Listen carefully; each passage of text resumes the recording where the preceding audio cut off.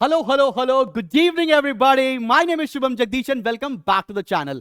सो यार demo video शुरू कर दिए हैं कि आपको बैचेस में कौन कौन पढ़ाने वाला है। डोमेन तो मैं ही पढ़ाने वाला हूं, चाहे वो अकाउंटेंसी हो, इकोनॉमिक्स और बीएसटी। और तुम्हें मेरे भी डेमो लेने, कोई बात नहीं, मेरे भी वीडियोस आपको डेमो के मिल जाएंगे। एंड आपने पहला क्वांटिटेटिव एप्टीट्यूड का वीडियो देखा, जनरल टेस्ट का वीडियो देखा, राधा ऋतिक सर ने क्या धुआंधार तरीके से पढ़ाया और तुम लोगों ने बहुत पसंद भी किया।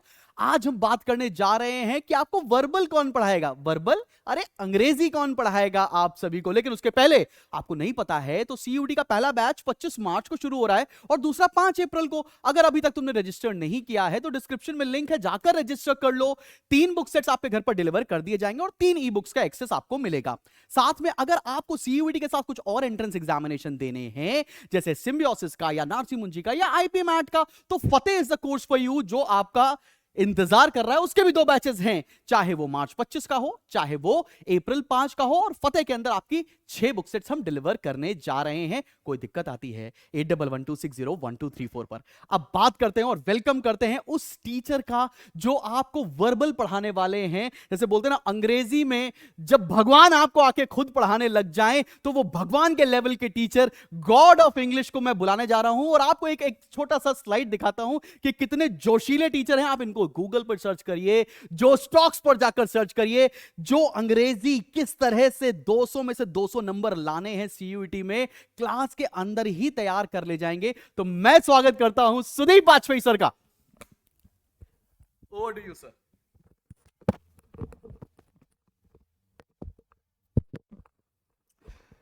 Thank you sir.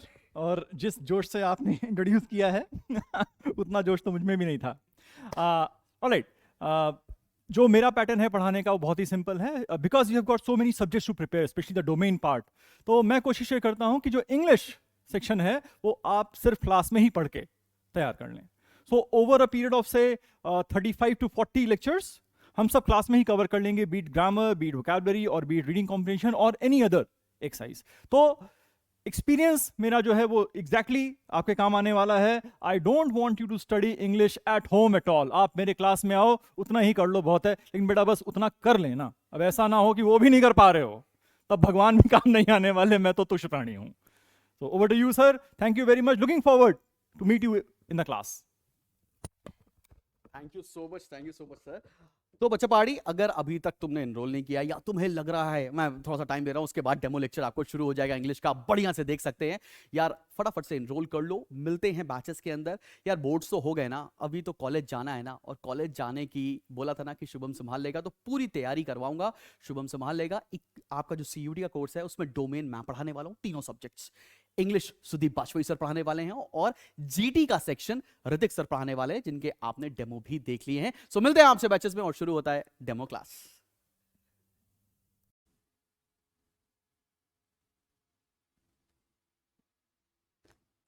Hello and welcome to the famous Black and Yellow Obsession, an entrance hub.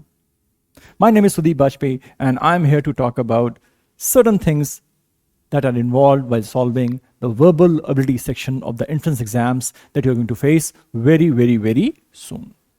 All right. कहानी आपकी मुझे पता है बहुत दुख भरी है। बोर्ड्स अभी ठीक से ख़त्म भी नहीं हुए हैं और बोर्ड्स के बाद अभी आप वाटर पार्क भी नहीं जा पाए हैं, आपने उनको फेयरवेल भी नहीं दिया है। And the parents are already asking you to buckle up because there are more exams coming up. तो दुख तो है, दर्द है, पीड़ा है, और ये दुख खत्म भी नहीं होने वाला। ट्रस्ट मी, ये खत्म नहीं होने वाला है। So better be strong. Alright, what we can do is we can, as I said, we can be strong. So we can prepare well and become strong. Now, this is a real question asked in one of the exams last year. Okay? Now, let us just study this question. एक बार पढ़ के देखते हैं. Complete the sentences given in list 1 with the appropriate adverbs given in list 2. Now, we'll be solving it later. They're asking us to fill in the blanks with appropriate adverbs. Now, if you don't know the theory involved while solving such questions, chances are we'll be just taking a guess. हम तुक्का मार के आएंगे, हो सकता है दिन अच्छा है, माँ सरस्वती का आशीर्वाद है तो सही हो जाए, या हो सकता है बुरा दिन हो तो गलत हो जाए. So my suggestion is that we better be absolutely thorough with our theory as far as grammar is concerned. So what I'm going to do is right now, I'm going to talk about certain types of adverbs, because a few years back in one of the exams, they also asked us, they gave us a list of 4-5 words and they asked us which type of adverb are these. तो अगर हमको type ही नहीं पता तो हम उसको solve कैसे करते हैं? So just for example sake, we are going to talk about certain types of adverbs. First one is adverb of manner, that is quality or state. How a thing is done, in what manner a thing is done. वो कैसे हुआ, कैसे हुआ. तो जो कैसे हुआ है, that is adverb of manner. She sings melodiously. How does she sing? She sings melodiously. ये manner, ये तरीका है उसके गाने का. I write well. How do I write? Well. कुएं वाला नहीं, well. अच्छा, बढ़िया. That is manner. He runs fast. कैसे दौड़ता है यार? तेज दौड़ता है. तेज दौड़ता है, fast. Manner है उसका वो. Alright? तो कैसे हुआ? That is adverb of manner. And then, you've got examples like badly, beautifully, fluently, fast, etc. Okay? Then you have adverb of place. कैसे हुआ? और फिर कहाँ हुआ? कहाँ हुआ is place, and that is adverb of place, where a particular thing is done.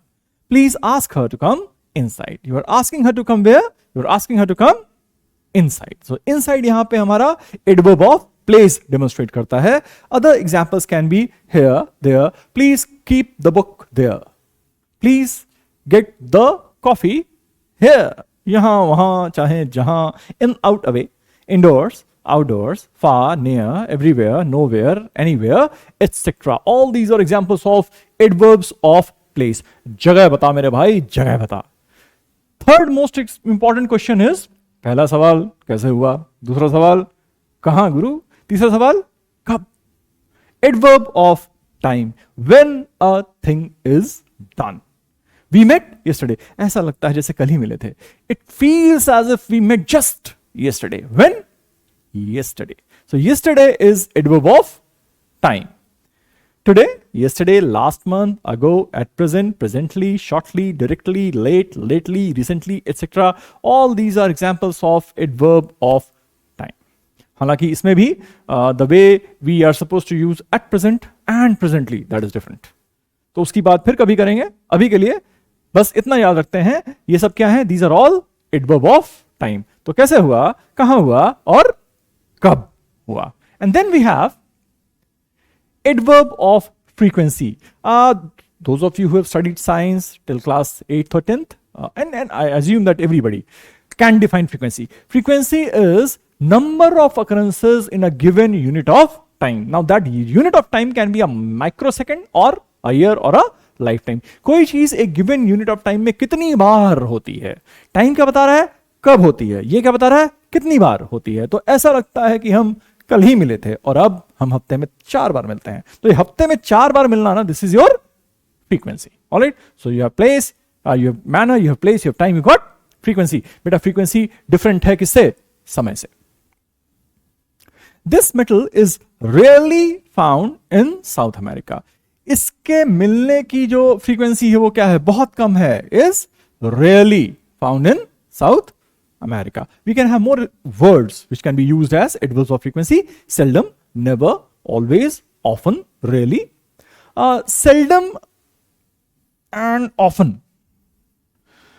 फर्क है थोड़ा सा. Seldom माने कभी कभार, frequency कम है.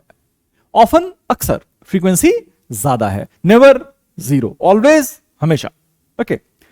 Rarely अभी आ चुका. अब इसमें ना बेटा, just since now we are at it, please note down 2 combinations of seldom. One is seldom if ever. The other is seldom or never. कभी कभार, अगर कभी, कभी कभार या कभी नहीं. ऑलराइट. सवाल क्या बनाएंगे? वो if के बदले और कर देंगे, और के बदले if कर देंगे. That is it. So please be alert. Seldom, if, ever, seldom और never, ये करेक्ट कॉम्बिनेशंस हैं. ठीक, तो कंफ्यूज नहीं होने का boss. Alright. So this was frequency. Manner, place, time, and frequency. All right. Now let's talk about these four words: hardly, rarely, barely, and scarcely. Okay. याद रखना है that hardly can replace the other three. मतलब जहां कहीं भी आपने barely लगा रखा है वहां आप hardly लगा सकते हैं, जहां आपने rarely लगा रखा है वहां भी आप hardly लगा सकते हैं, जहां पे आपने scarcely लगा रखा है वहां भी आप hardly लगा सकते हैं. But these three cannot replace other words. ये तीन औरों को replace नहीं कर सकते. Why? Because rarely is talking about frequency, number of occurrences in a given unit of time. Barely is talking about margin. आप ऐसे समझो, पासिंग मार्क्स कितने होते हैं? And I hope none of you are actually worried about the passing marks कि यार इतना पास होने की नौबत नहीं आए, बस पास तो हो ही जाएंगे. मेरिट शेरिट की बात करते हैं. मार्जिन इज, आप देखो जैसे पासिंग परसेंटेज 33 है और किसी का 33 आया है. Alright, he has barely managed to pass. ये भाई या ये बहन बिल्कुल मार्जिन पे थे. हल्का सा झटका, एक साल और इनको उसी वही चीजें सीखनी पड़ती जो ये छोड़ के आ रहे थे. Alright, this is margin. The water, जैसे अभी कुंभ में गए तो कई जगह पे तो पानी, जैसे when we went, my family and I, when we, तो पानी यहां तक था, तो taking a dip was easy. हमने बाद में देखा पानी एंकल हाई तक हो गया, लोग लेट रहे हैं इसके अंदर. Alright, so but amazing experience, मजा आ गया. The water barely touched my knees. तो बेयरली माने मुश्किल से, मार्जिन पे है वो. Alright, so of course it's not frequency and hence it can not be used in case of frequency. Scarcely, alright, सब अभी बता दें तुमको इसी क्लास में. स्कार्सली बता देते हैं. अच्छा, let's finish it of. Let's not play games, let's finish it of with scarcely. Scarcely का प्रॉब्लम ये है that it can be used for quantity and also for time. Now scarcely being used for time, थोड़ा उसका occurrence कम होता है, rare हो जाता है. Alright, now like I'll give an example. The train had scarcely arrived when people started running on the platform. All right, the train had scarcely arrived. ये जो usage है scarcely का, ये क्वांटिटी के हिसाब से नहीं है, this is for time. All right, so scarcely rarely was for frequency, barely was for margin, scarcely is for time and quantity. And चूंकि ये सब अलग अलग हैं तो इंटरचेंजेबल नहीं हो सकते. हाँ, जहां कहीं भी ये तीन दिखते हैं आप वहां पे कूलली, हार्डली यूज कर सकते हैं. The train had hardly arrived when people started running on the platform. All right, so I hope I made myself very very clear. अभी हमने सिर्फ कुछ क्लासिफिकेशंस ऑफ एडवर्ब का बात किया है, टाइप्स ऑफ एडवर्ब की हमने बात की है. By the way, let's go back and solve that exercise.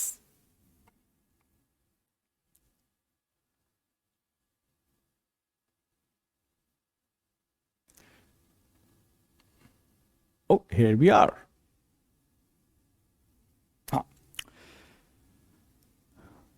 I thought the restaurant would be expensive, but it was affordable. You got options: badly, reasonably, quickly, and hardly. It was a serious accident, but the car was damaged. The meeting was a disaster as it was very organized. Meera is gifted. She has the ability to learn any language. If you understand the thought that is being expressed in the sentence, it is very, very easy. I thought the restaurant would be expensive, but contrast, it was reasonably affordable. Fairly affordable था, लगा था महंगा होगा लेकिन ऐसा हुआ नहीं यार, खा लिया. It was a serious accident, but the car was, again, but accident serious था, but the car मतलब डैमेज नहीं हुई. The car was hardly damaged. All right. The meeting was a disaster as it was. अब disaster क्यों होगा? Poorly organized, badly organized. Meera is gifted. She has the ability to learn any language quickly. Gifted है, कोई भी language बहुत जल्दी सीख लेती है. So that is quickly. So relatively simple question था, but it is always advisable that you know the theory part. All right. अब आप ऐसे देखो. What else do they ask us? Well, they ask us questions based on vocabulary. This is a pain. कैसे तैयार करें यार, बड़ा मुश्किल है. अब एक वर्ड उन्होंने लिख दिया ग्रिगेरियस और एक वर्ड लिख दिया garrulous. Then they wrote the word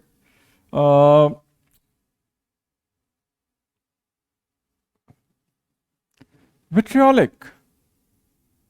All right. And then maybe they wrote the word indignant. All right. They give us a sentence and उस sentence में उन्होंने एक word जो है वो use कर लिया, that is sublimate. So there's a huge list of words, लाखों words हैं यार, कितना meaning हम याद करेंगे. All right. So the one way to go about is whenever you come across a new word, make sure you find out the meaning and note it down. Explain it to somebody. The best way to remember something is by teaching it to someone. किसी को समझा दिया. घर में छोटा भाई है, कोई फर्क नहीं पड़ता उसको समझ में आता कि नहीं आता, हमने समझा दिया उसको. That is the way to go as far as vocab is concerned. Exercises, reading, making sure that you know the words. By the way, gregarious is somebody who is very social. अब party शार्टी पसंद है भाई को, शाम को मतलब क्या programme है, ये सवाल इनके सर पे नाचता रहता है कि चलें तो कहां चलें, किससे मिलें. Garrulous is somebody who is very very talkative. तुम्हारा नाम क्या है? बसंती. बसंती बहुत बोलती थी यार शोले में, बड़ बड़ बड़ बड़ बड़. Vitriolic is something which is bitter, rude. इस तरह से आप यूज कर सकते हैं. Indignant is angry. Sublimate, all right. Sublimate, let me explain it. Sublimate क्या होता है कि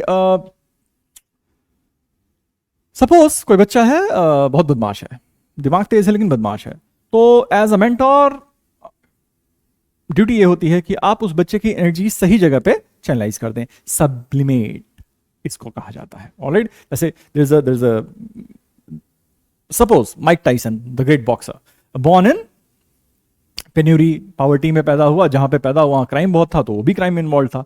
तो किसी ने देख लिया, बोलता है लड़ता अच्छा है यार तू, लेकिन कोई तुझे गोली मार देगा यहाँ पे, तो बेटर क्या है, यू कम विद मी और चल प्रोफेशनल बॉक्सिंग सीखते हैं. उसकी जो रॉ एनर्जी थी, जो उसकी एबिलिटी टू फाइट थी, उसको सब्लिमेट करके डाल दिया प्रोफेशनल बॉक्सिंग में. The lad became the world champion at the age of 20 or 21, I suppose. So that is sublimate. कहानियां हैं, याद रखें. By the way, आज के लिए इतना ही बहुत है. And all I would say now is that we have a plan in place. If you join us, things are going to get slightly easy. It's not as if they are going to be absolutely easy, but yes, they are going to get slightly easy. So, हमको join कर लीजिए and let's start our journey to success. Thank you.